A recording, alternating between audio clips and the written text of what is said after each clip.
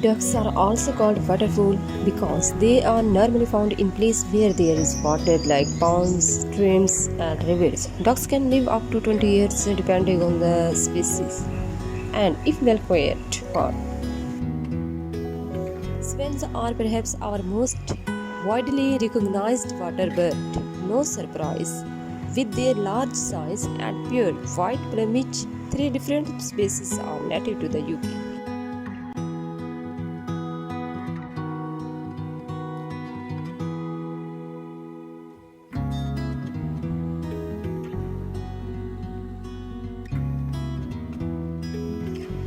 Some of the biological processes in which wild species play a key role are pollination, germination, seed dispersal, soil generation, nutrient cycling, predation, habitat maintenance, waste breakdown.